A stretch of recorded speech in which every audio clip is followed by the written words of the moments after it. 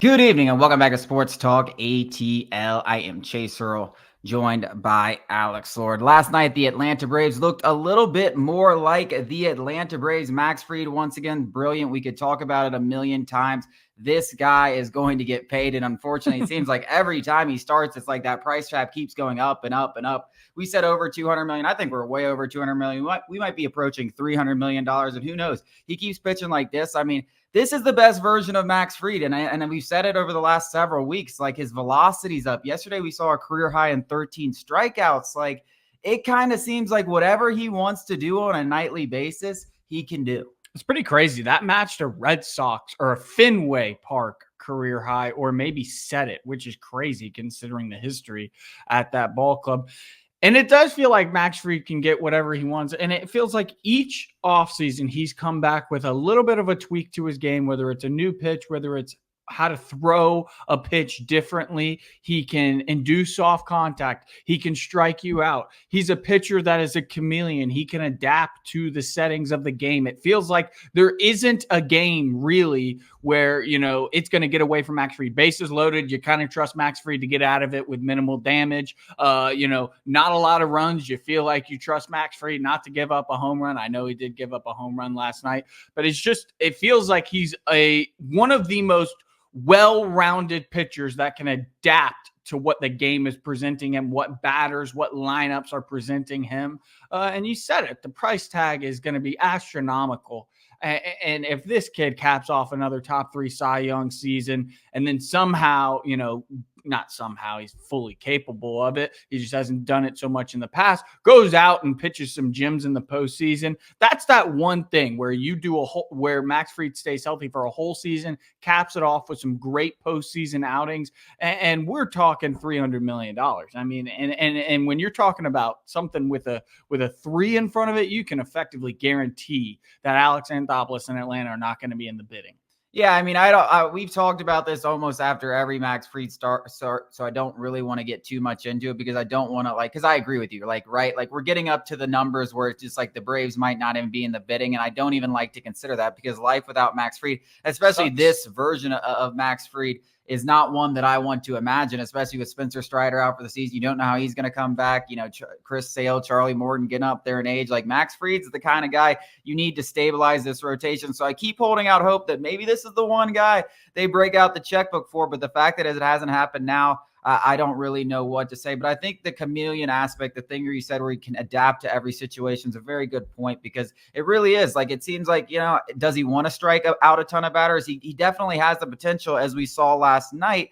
But it seems like he only goes into that bag usually when, there's runners on. Oh, I need a strikeout right here. We're going into that bag. Otherwise, it's like, I'm trying to go 7, 8, 9 innings in this game. Go ahead and do some soft contact, get some double plays, whatever it is. And that's kind of seems like the game plan. It's just like he's in such control. He can do whatever he wants. He's got 5, 6, 7, 8. And when you talk about different variations of different pitchers, does he throw a hard curveball, a little bit of a softer curveball, slider, changeup, four seam, two seam? It's like, there's just he has everything, and now you're adding increased velocity on top of that. Yeah. I mean, it's like, I'm sorry, best lefty on the planet. I think he's starting to separate himself from a lot of these lefties because he just gets better every single year. And there were questions about that elbow. Remember, coming into the season, we didn't know exactly what to see.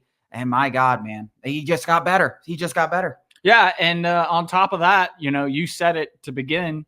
This looked like the Atlanta Braves, and Max Fried and the pitching staff have been outstanding this whole season, but it's been the bats that everybody's kind of being like, what's going on after that historic season last year?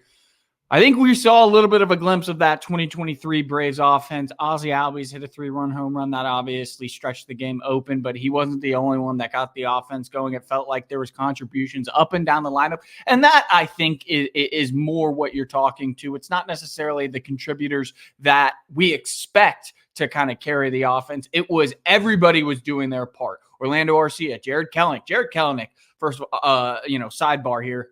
Jared Kelenic looks like he's going to work out for the Atlanta Braves. Obviously, he's going to be a streaky hitter. I mean, there's no ifs, ands, or buts about that. But we're amid that good streak where we're talking and we're happy with the acquisition. And there will become another slump. But I think it's just important for Braves fans to remind themselves that Jared Kelenic isn't going to be carrying this offense. He just has to come up with timely hits. And he's amid that, I don't know what stretch it is of games, but he's got an OPS over 1,000, I think, or over the last 11 games ish, something like that. I mean, it's close. Over the last couple of weeks, he's definitely, right around there at 1,000 OPS. We saw beginning of the season. Then, you're right. It's going to be streaky, but he gives you good defense. If you can have more good streaks than bad streaks, you're definitely going to live with it, especially since you didn't expect him to be the starting left fielder like he is right now, but he has to play every day. We'll see how he adjusts to lefty. Maybe this could be something that could be good for his entire career because he was a platoon option. He probably was never going to be nothing more than a platoon option. Now he gets a lot of at-bats against left-handed pitchers.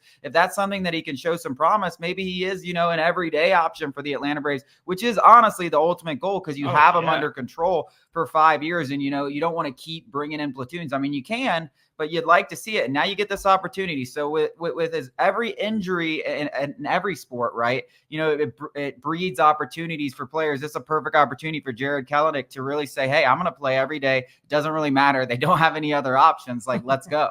Yeah. And speaking of injury, Sean Murphy, the game was well out of hand. I think there was 2 outs.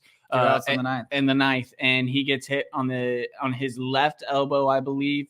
And it immediately swelled up. I'm talking like within 15 seconds of getting hit on the elbow. I've never seen anything like it. It was pretty wild. But after the game, Sean Murphy did. Again, I think you can't really trust Sean Murphy's word because the guy is a grind. I mean, he got hit in the places you don't want to get hit last night. And as a catcher, it just feels like Sean Murphy just gets hit more than other catchers. I don't know what it is. The guy gets beat up throughout the season. He's obviously tough as nails. He did say, again, take it with a grain of salt, that it looks way worse than it feels. And I do want to say I feel like he escaped major injury or at least a severe injury. But again, the guy's tough as nails. I think we are in wait and see mode still. Yeah, I mean, it looks like he avoided severe injury. Like, listen, what does that necessarily mean, right? It looks worse than it is because it looked about as bad as an injury possibly can look. Like, you tear an ACL, you can't really tell, right? Like, most injuries, like, unless this was a baseball size. Unless a bone is, like, popping out of your body, I don't know what else could look worse than that. Like, it looked like it was this big. It's like he had an elbow bigger than his actual elbow. And when you go back and look at it, actually hit him on the tricep. I don't know what the hell happened to make that kind of bruise up like that and swell up like that. It did seem like after the fact, he did seem fine, but I'm also going to be cautiously like optimistic because let's just talk about all the injuries these guys have had. I mean, you want to talk about Austin Riley. It's like, oh, it's nothing. And then he misses 2 weeks. Ozzie Albies, oh, no, I just hit my foot. Oh, no, I broke my toe. Like, it seems like every time they come out after this game, Ronald Acuna even, he's like, it felt more like 2018 when I sprained my ACL. Okay, it's a torn ACL. Spencer Strider, I think I'm going to be – it's like every injury, like these guys come out after the game and they're like, oh, I'm fine. And then it's like, oh, Sean Murphy has a broken elbow. And you're like, what? Yeah.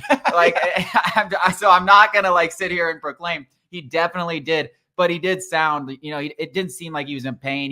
It didn't sound like they were going to have tests afterwards. It looked like it was just a bruise or whatever, so it should be fine. I doubt you'll see him in the lineup tonight, but hopefully later in the week. Yeah, and speaking of injuries, I don't know if you'll find a team who suffered more injuries to their most important players and still be up 10 games over 500. And obviously, we're still several behind the Phillies in the NL East, but they're just a team that, like the Braves last year, they just can't stop losing no matter what. If they're down. Winning. Can't stop winning, yes. We need them to can't stop. Yeah, we can't stop. And that's just the name of the game. And we're still in it, though. And I think, if this Braves offense that we just saw continues to stick around, I feel good about chasing them down.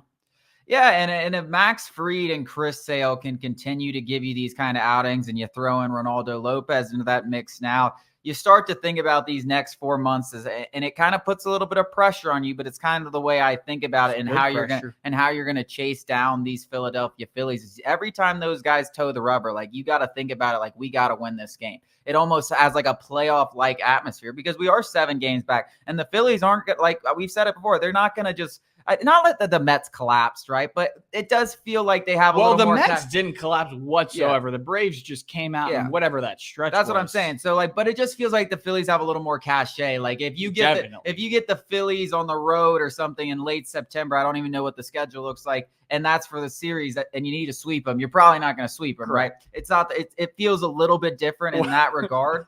But I'll say, every time these guys toe the rubber, you got to go out there and kind of have the feeling that this is a playoff game. Yeah, and I think over the course of 162 games, and when I won't say the Braves and other teams are kind of coasting through the first couple months, but that switch doesn't flip, maybe until the summer months. But if it's already flipped, where it's like, guys, look at the Phillies. And it's not an insurmountable deficit. Like, there's plenty of season left to still win this and make it a 7th straight NL East champion Atlanta Braves team. But it does feel like it's like a, hey, wake up, guys. That meme where he sits up in his seat and now he starts to play video games. Maybe it's happening to the Atlanta Braves a little bit sooner, and that could benefit them in the postseason. But yeah, I mean, the Phillies and Mets, talking about 2022 versus the 2024 Phillies, it's not even close. I mean, that Mets team was shot like hollow, almost just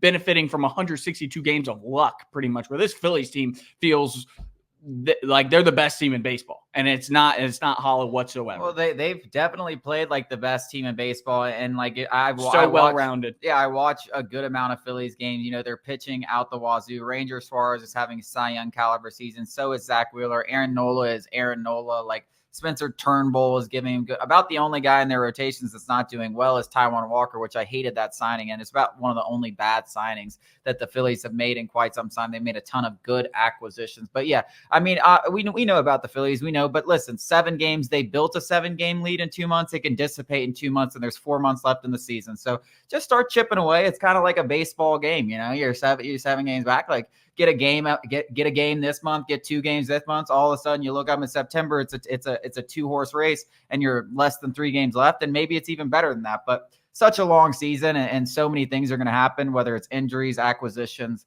and you never know. Coming up after the break, I want to talk about the biggest storyline in the minor leagues that might surprise a lot of people, and I have to talk about it.